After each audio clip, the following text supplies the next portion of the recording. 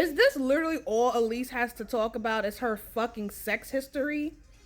Like literally, is that this is all she is? This is all she is. She's just sex. And you know what? This is at this point I don't give a fuck about guys who use her as a rag and dump her now because this is literally all she has to offer. Every episode I've seen her in, all she talks about is sex. Oh, the guy she's fucked. Oh, the things she wants to do. Oh my god, I actually spilled mayo on my mouth. Oh, and it went on my titties too. Should I take my shirt off? This is literally all Elise has to offer at this point. I don't care.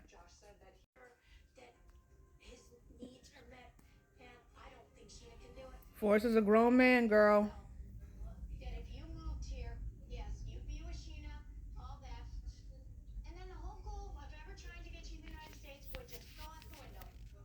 And if it is, so what? Yeah. If they decide they want to stay in the Philippines, that's they grown. Let them.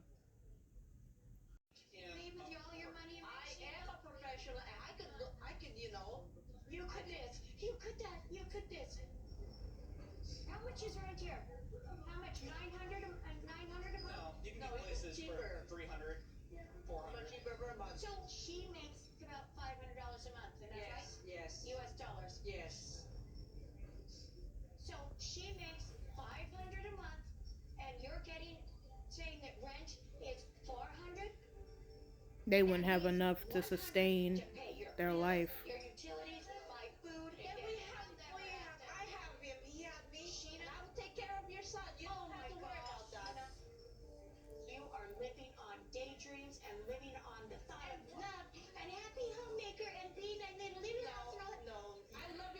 So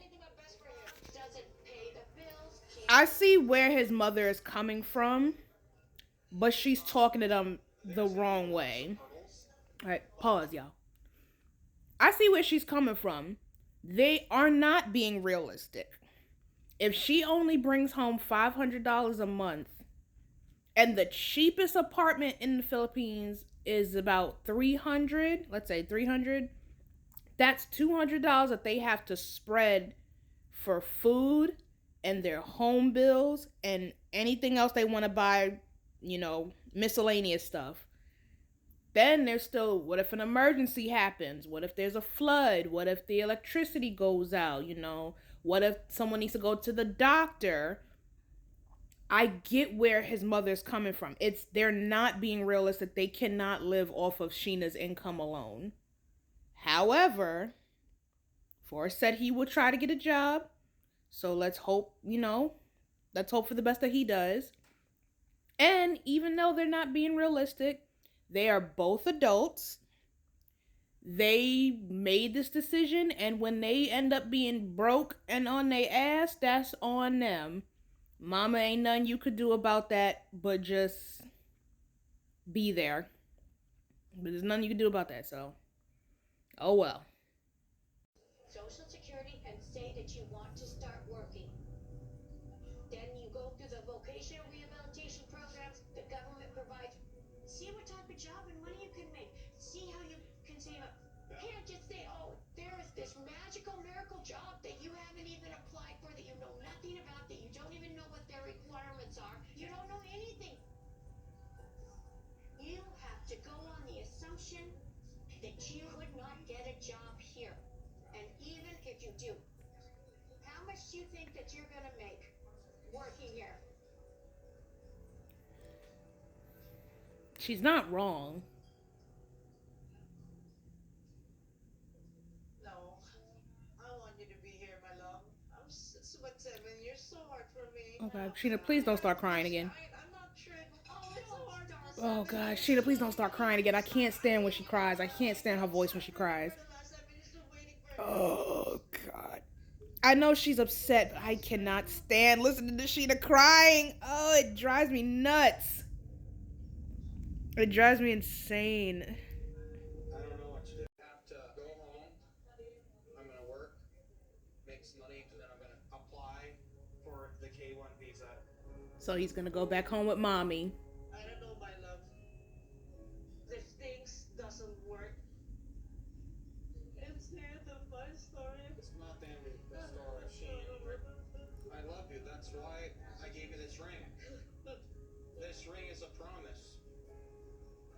K1 visa doesn't work. I get where Sheena's coming from because it's like, how do I know if I'll see you again when you go back home? It took you 6 years to come see me in the first place, or 7 years, whatever it was. So it's like, how do I even know I'll see you again? So I get why she's emotional. I just cannot stand hearing her cry. But I get it. Yeah. But this is why we need to discuss and not make rational decisions. It's so obvious. Javon don't want to be there. He looks so drained, and I'm not a fan of Javon. I'm really not. But you can see he looks so drained. He's miserable. He just want to go back home. Like, even for the wedding vow renewal, whatever they're doing, he's acting like he couldn't care less about this day. Like, he's drained. He's done.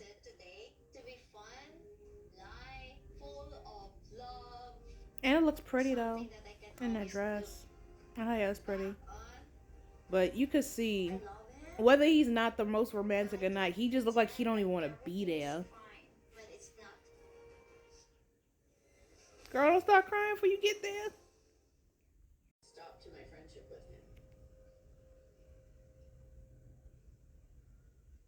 Okay, but the missing thing is, I think you had feelings for. So she decided. So, pause. So, her excuse was, had you known that it was actually me that made the first move, you wouldn't want to be friends with Michael, or you wouldn't want me to be friends with Michael.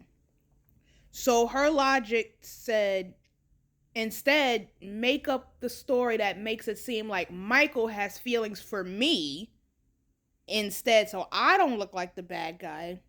But no matter how much you spin that story, he's still not going to want you to be friends with Michael. Because whether Michael hit on her or whether she hit on him first, either way, there were feelings involved in that friendship at one point. So no matter what, he wouldn't want Michael to be involved. So her logic, she had a stupid ass idea from the beginning. Feelings for him. But I want to tell you that you are not a replacement for Michael. And in fact, the things that you do are so much sweeter and kinder and so much more of the type of man I actually want to be with. I want you to know that I do love you. I do want this relationship to work. You and me.